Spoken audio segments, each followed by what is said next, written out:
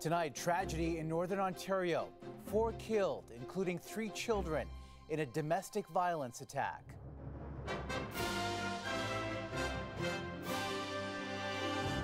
A shattered community and a shooter who took his own life. These are friends and family of all of us. The calls to combat intimate partner violence at home. So many people don't come forward when they're in these situations. Revelations from a freed hostage. There are a huge network of tunnels underneath. The desperation in Gaza. There is no safe in Gaza Strip. We are bombing everywhere. And the deepening divisions on Canadian campuses. We won't be silent. Plus, weathering 2 extremes across the country. I wasn't expecting to have like this snow in October. From snow to sun, the temperature double take.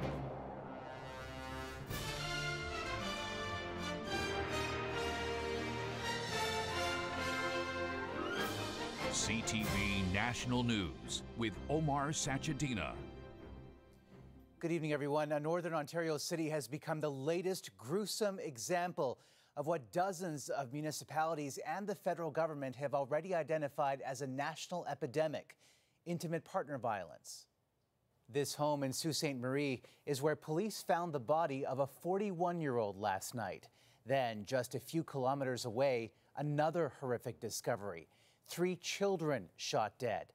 Halloween decorations on the front window of what is now a crime scene. Police say that is also where they found the 44-year-old shooter, who appeared to have died from a self-inflicted gunshot wound. CTV's Heather Butts starts us off. People in this city of 100,000 are trying to come to terms with this brutal crime. 4 people shot and killed, including 3 children. It's an extremely tragic situation for any community, and the Sioux is no different. These are friends and family of all of us. Officers were called to a home where they found a 41-year-old victim. Moments later, a call to another residence about 10 minutes away.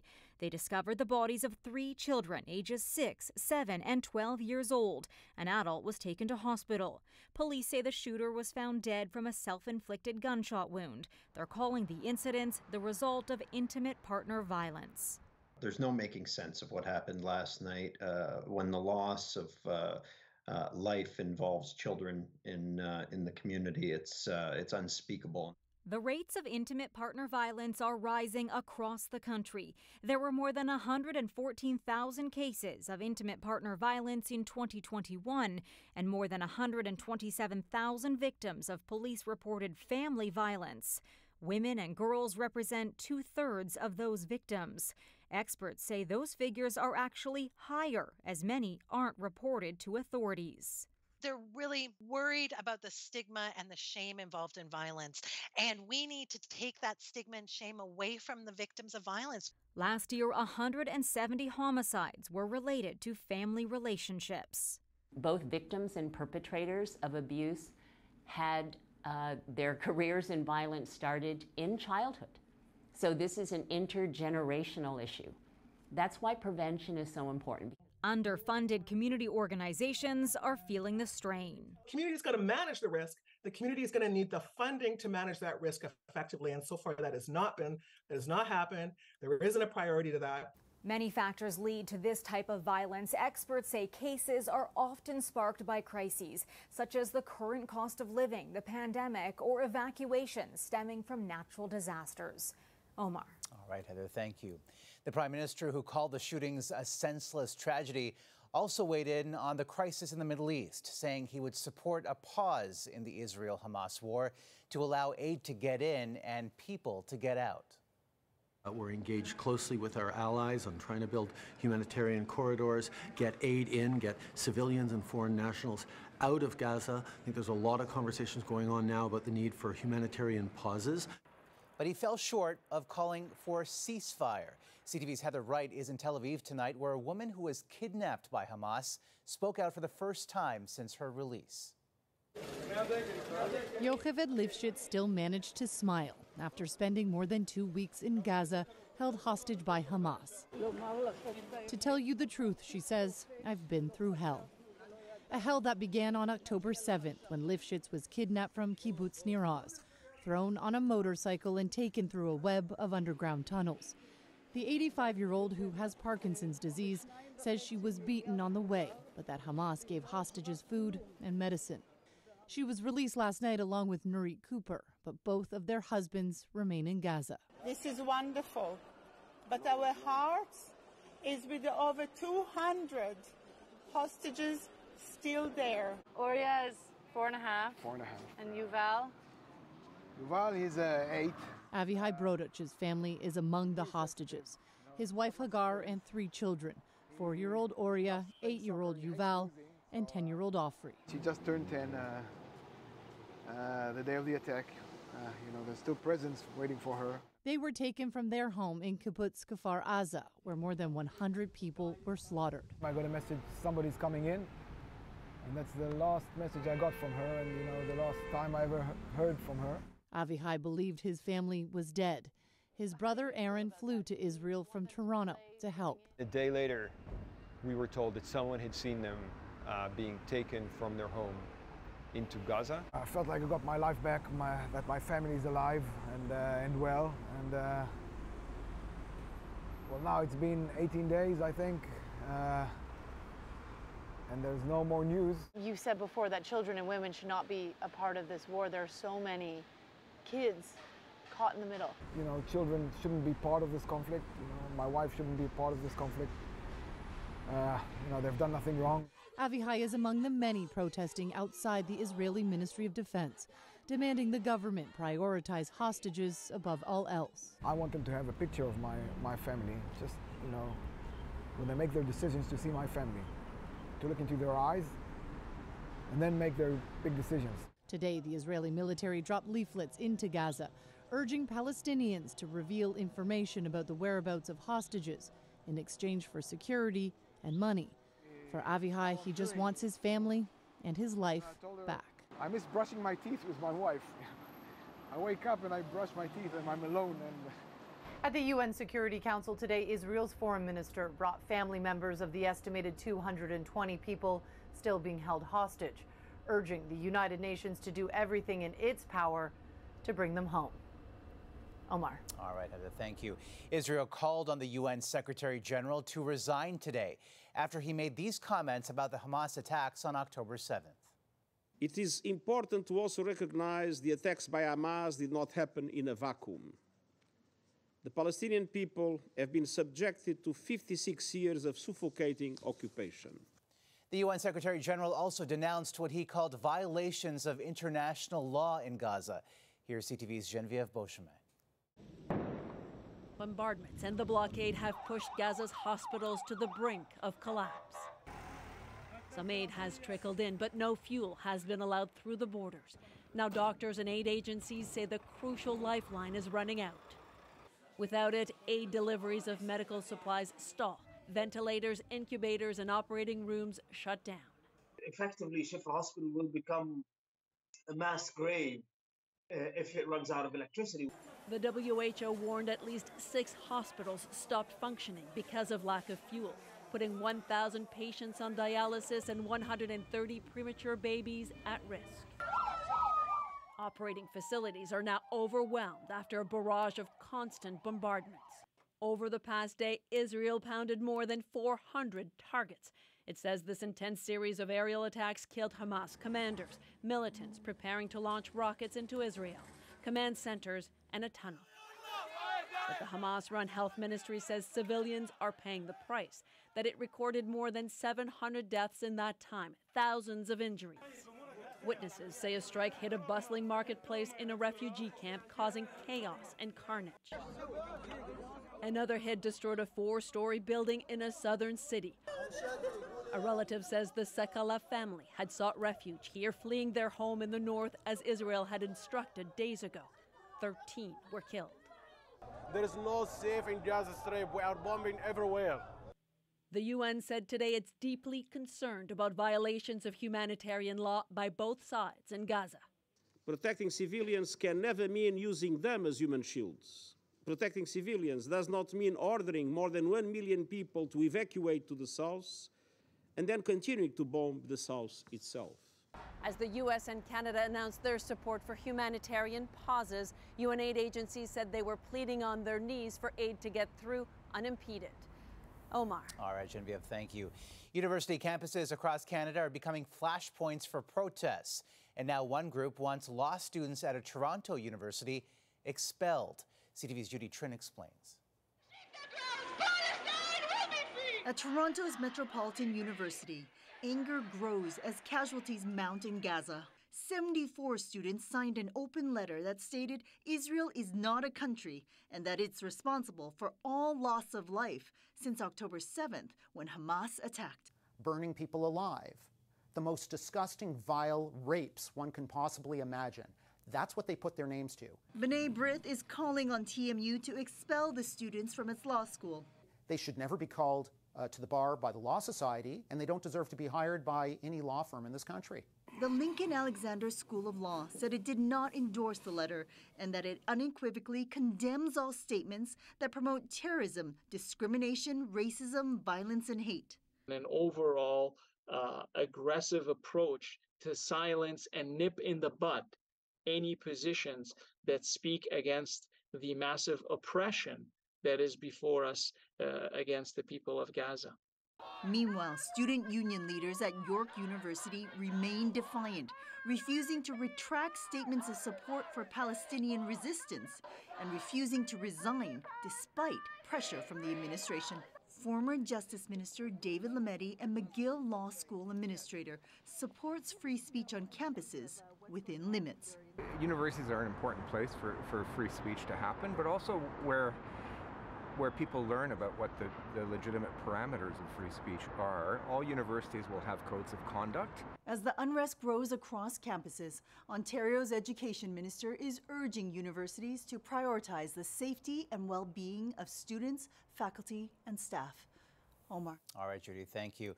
A House of Commons committee looking at foreign interference in Canada is calling on Ottawa to immediately create a registry of foreign agents who will have to disclose their ties. This will allow for double verification.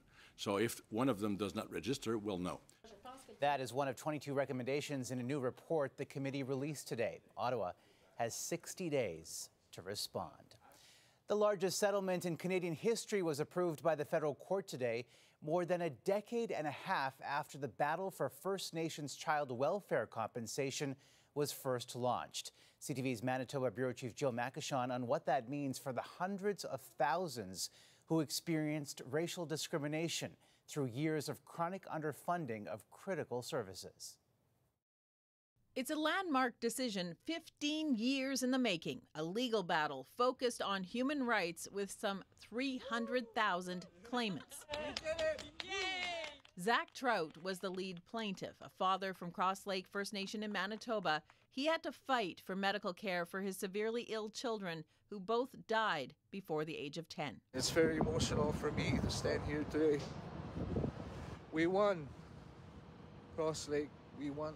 The newly approved $23 billion settlement will now allow compensation to start moving to First Nations children and their families, roughly $40,000 for each claimant. Finally, this looks like another big legal hurdle has been reached, but at the same time, they'll never get their childhoods back. The Human Rights Tribunal found Ottawa's chronic underfunding of on-reserve child welfare services was discriminatory.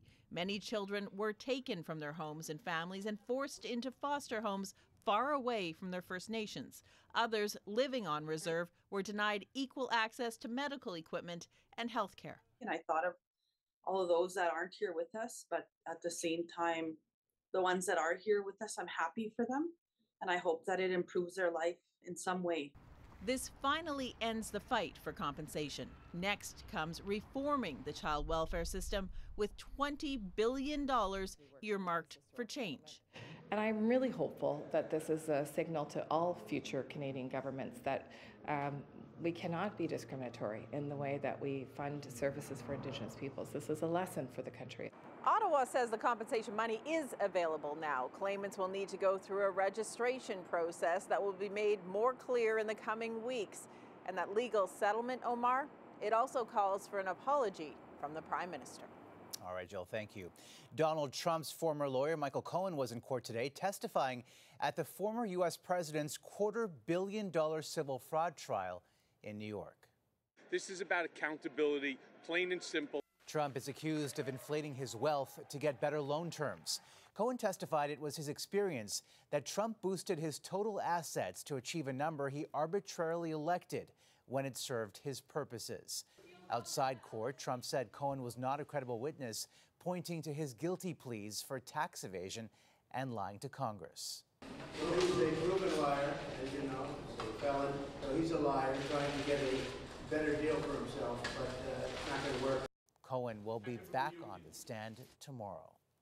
Coming up, a tale of two weather extremes. It's kind of this battle, epic battle that goes on through the fall months. Snow in the west and sun in the east. The unpredictable fall forecast. Plus, mounting a fitting tribute to fallen officers.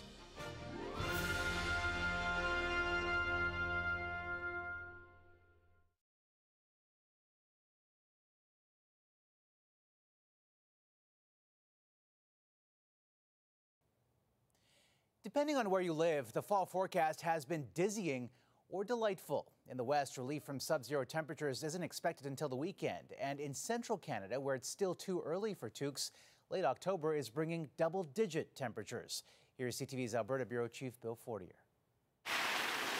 Calgary's commute was slow and slippery today after yesterday's freezing rain was covered by fresh snow overnight. Our crews have been working 24/7, and we did call in additional contracted crews overnight. First of all, the streets are completely covered in thick ice. This video shows around a dozen buses that couldn't make it up a hill. I feel so bad for all of you transit riders. Several vehicles slid off roadways, more than 150 crashes were reported, and Calgarians were left digging out. The nuisance, more of a novelty for this new Calgarian experiencing snow for the first time. It was crazy. I wasn't expecting to have like this snow in October. I'm from Mexico where we don't have winter. Yesterday it was Edmonton that got its first snowfall of the season, and much of Saskatchewan is also covered in a blanket of white. While winter-like weather weighs down the west, an easier autumn in the east. Temperatures in Toronto nearing 20 degrees today. And often it's kind of this battle, epic battle that goes on through the fall months. Environment Canada says the wide weather variance is normal for this time of year. The air over the prairies came from the north. Southern Ontario's weather looped up from the south. Because Canada is such a big country, any variation in the jet stream is going to make one part of the country cold and one part of the country warm. Here in Alberta, this layer of wintry weather shouldn't last long, with above zero temperatures in the forecast for this weekend and next week. Bill Fortier, CTV News, Edmonton. Still ahead. It was a questionable call as to why the ban came in the first place. The NHL makes a U-turn following a face-off over a controversial rule.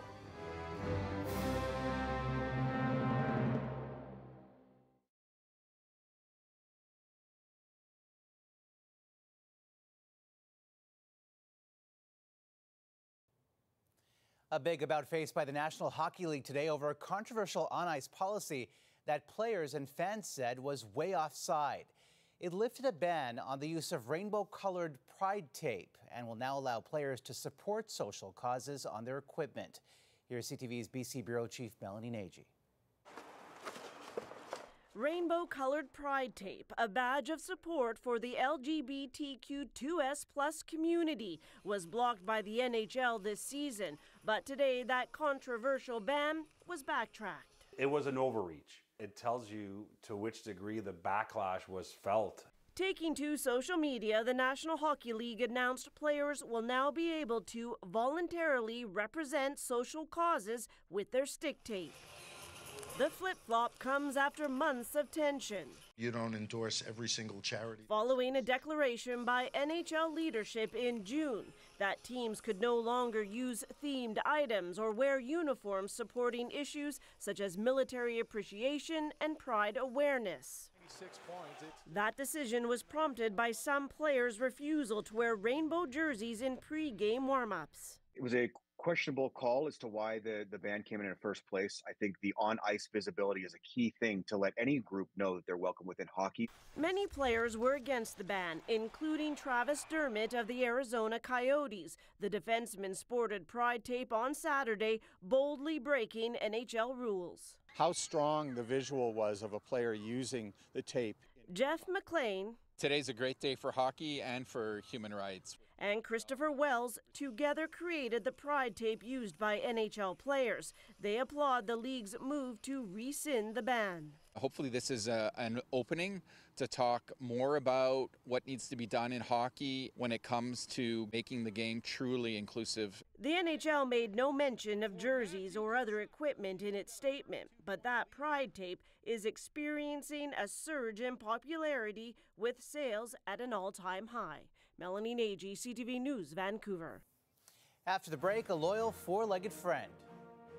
Once you're on his back, it's that partnership. You have to trust each other. A new partner in crime.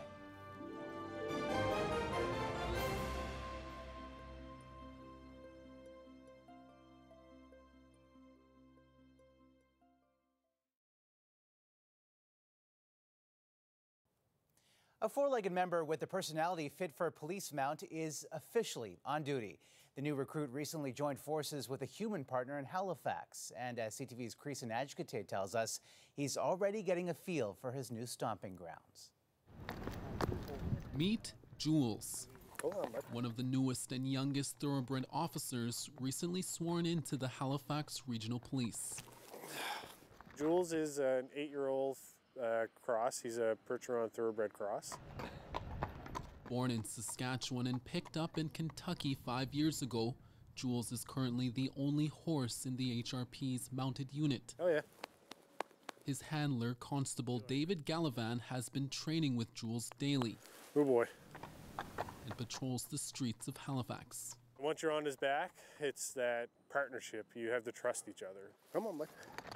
Established 154 years ago, the mounted unit is one of the oldest of its kind in Canada, with up to 15 horses at the height of its popularity. Capable of crowd control and traffic stops. Back in the 1800s and early 1900s, it was used as a way of patrolling the city streets of Halifax.